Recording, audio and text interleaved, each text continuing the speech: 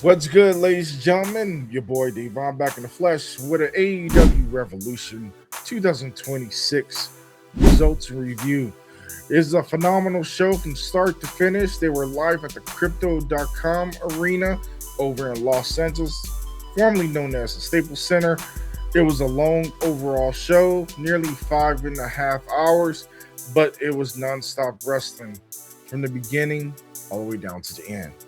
But let's go ahead and dive into the show for everything that took place. Thank you guys for coming through. We're going to kick things off with the first match of the 0 hour. This is the pre-show before the main card. But we had Boom and Doom, AJ, Big AJ, and QT Marshall with Aaron Solo, Big Justice, and the Rizzler. They defeated the likes of the infantry of Sean Dean and Carlo Bravo, who was along with Shane Taylor and Tristan Adore. But we also had a celebrity that was involved in the match, Wayne Brady, who got involved. But in overall, it was a great match from that first opener.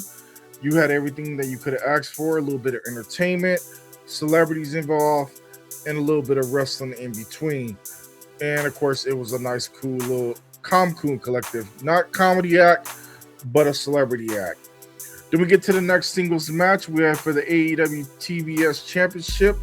Willow Nightingale defeated Lena Cross by via pinfall, and that was a solid one. Those ladies put on a great banger, great chemistry across the board. But where things got interesting, whereas where Megan Bain got involved and Lena Cross both put the beat down on Willow Nightingale and injured her, basically taped her up and basically took her out of commission, and things broke down as they were gonna go at it in a tag team match later on the show, as no other than Harley Cameron came out to make the save. But in overall, it was good wrestling from the women's division.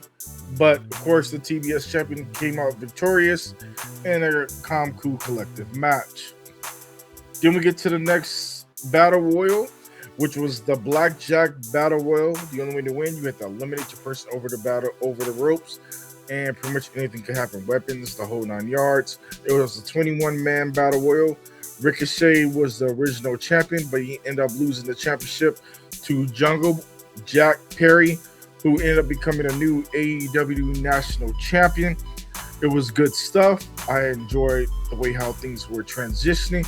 It was calm, cool, and collective with all the prop spots, the high flying moves from all the stars that were involved, including Commander. He did his thing, and so many other stars who were involved, including Leo Rush. Seeing him going back to the Blackjack, I enjoyed it, and I look forward to seeing what else may happen down the line for the AEW National Championship.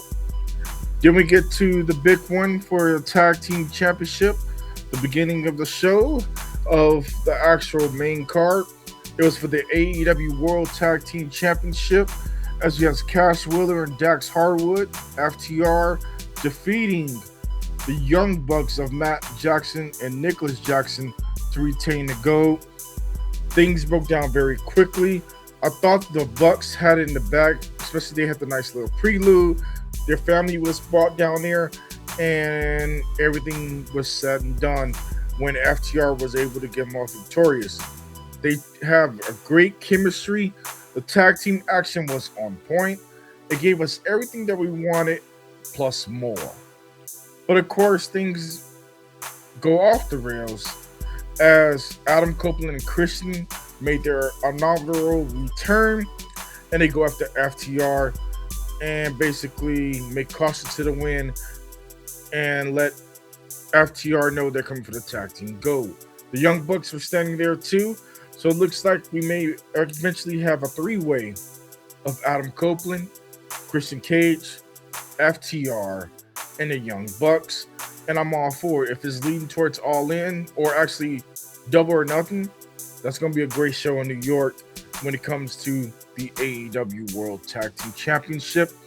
And overall, it was a solid match with implications for the actual Tag Team Championship. Moving along, we're going over to the stipulation match. Everybody was banned from ringside. We had Timeless Tony Storm defeating Marina Shafir by pinfall. This match was good from the ladies Marina was strong throughout the whole entire match. There were some nice spots, including Tony Storm biting Marina from every part of her body down to her chest, to her feet, to whatever she can get her hands on. And she was able to capitalize the victory and was able to secure the victory. But where things got interesting, Rowdy Ronda Rousey made her appearance in AEW. She aligned herself with Marina Shafir. When Tony Storm was making her way back up the ramp, she called her out and wanted to go to a fight. Tony Storm said okay. She walked right back into the ring. Security and staff broke it up, kind of keeping it separated for the time being. But when they clash, it's going to be good. But in overall, from my personal opinion, I'm not a fan of Ronda Rousey, but I know a lot of people have mixed reactions about her, especially what she had to say about the professional wrestling world, even WWE, UFC. But this is going to be controversial, and it's going to be good when it comes to the ratings, because Tony's looking for that big pop that's going to get him over that hump. And I think Ronda Rousey and Tony Storm are going to do a great job when it comes to the women's division of having a high caliber singles women's match. And we know we're going to be entertained when those ladies eventually clash and get it on. Then we get to a no time limit AEW Continental Championship match. It was Jon Moxley retaining the gold over Konosuke Takeshita of a technical knockout as Konosuke Takeshita passed out. It was the flip of the script. Takeshita was playing the face in this actual match, and Moxley was playing the heel. He was baiting the crowd. He was flicking them off. He was doing everything like heel tactics. I was like, okay, he did the flip. Then things broke down quickly when Moxley was leaving. And after respective handshakes, the lights go out. Will Ospreay makes his return. And he went down and took out all the members of the Death Riders who were coming to congratulate Jon Moxley. And they get into a brawl with Will Ospreay. And Will Ospreay was left standing, leaving the Death Riders to run out to the crowd and live to fight another day. It was great television, great production on the end of his prelude to return for Will Ospreay, as well as this match. This match had everything that you could ask for and more. But the situation is what's going to happen with Konosuke Takeshita. But is he going to get kicked out? Is he going to get jumped? Is he going to get berated because he decided to go alone? We just got to stay tuned to see what will happen with that for AEW's Dynamite. Then we get to the tag team women's division of the tag team titles are on the line as the Divine Dominion, Megan Bayne and Lena Cross defeated the Babes of Wrath of Harley Cameron and Willow Nightingale after a great transition move.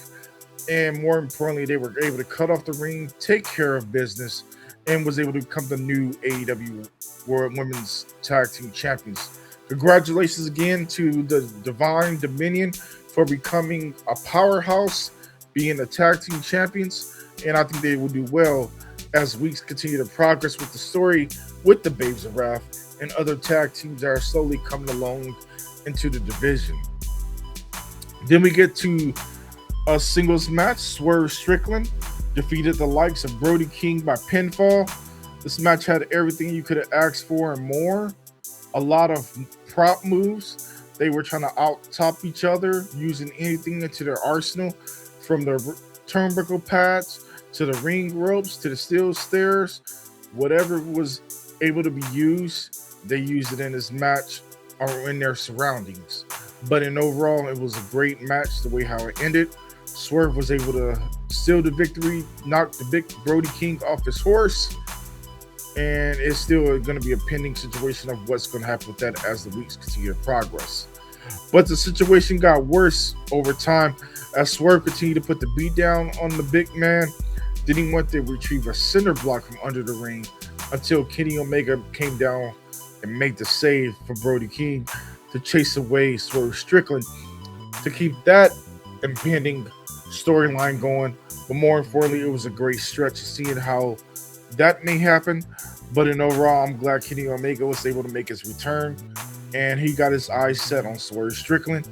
And those boys are going to put on a clinic. It's going to be true professional wrestling. Then we get to the AEW Women's World Championship in a 2 out of 3 falls match where Thekla, the Toxic Spider, was able to become victorious over Chris Statlander. This match had everything you could have asked for. Both ladies got one-on-one across, and Thekla was able to get the victory after the interference from the Sisters of Sin, and things broke down very quickly as Thekla was able to get 2 curb stomps and secure the victory over Chris Statlander. The question is, who is Chris Statlander going to have backup, and what's going to happen now that the divisions continue to be dominated by Thekla, not only with her backup force of the Sisters of Sin, but in overall, it was a good match. Congratulations again to Thekla to retaining the AEW Women's World Championship. And I look forward to seeing who your next challenger is going to be. Then we get to trios action for the AEW Men's Trios Championship. Mystico and Jet Speed of the Jet, Kevin Knight, and Speedball Mike Bailey were able to defeat the DCF family of Konosuke Okada, Kyle Fletcher, and Mark Davis. And they were able to get a great victory over them. This match had everything you could have asked for and more. A lot of great spots. Mystico had a couple little botches here and there, but he still did his thing. The crowd was red hot for him, and seeing them get the victory, it was bittersweet. It was a chef's kiss of seeing that actual ending of that trios match. And on top of that, Mystico is all elite. It was nice to see the graphic on the background with the fireworks and showing that he's all elite. And you know, Mystico is a true legend in the business. And now seeing him in AEW is going to be great for television, not only on Dynamite, but as well as Collision. Then we get to the singles match. Andrade El Idolo defeated Bandito in a non-title match for the AEW Ring of Honor Championship. This match was everything you could have asked for. Prop spots, pans being removed, girls kissing Andrade, Bandito putting on a clinic all the way down to the end, false finishes, great transitions throughout the course of this match. It was everything you could have wanted and more. And Andrade was able to come off victorious and a solid good match. Then we get to the next trios match of the night. The big one. It was Darby Allin, Orange Cassidy, and Roderick Strong was able to defeat the Dogs in a tough one. The Dogs are David Fairley, Clark Connors, and Gabe Kidd. In the beginning of the match, the Dogs were controlling the majority of the match, even down to the line of Darby Allin getting tied up in the ropes with a tag rope, all the way down to the nice prop spots, high spots, everything between. Roderick Strong back-breaking people, the Dogs putting people out of commission, but the victory came off nice and clean as Darby Allin, Orange Cassidy, and Roderick Strong was able to come off victorious. Congratulations to those fellas. I would love to see them continue to line up as a trios tag team against the Dogs in the later programming. But the Dogs is something you got to be serious about and watch out for. They're going to be great, and I look forward to seeing what they do. Then we get to the last chance Texas Death match for the AEW World Championship.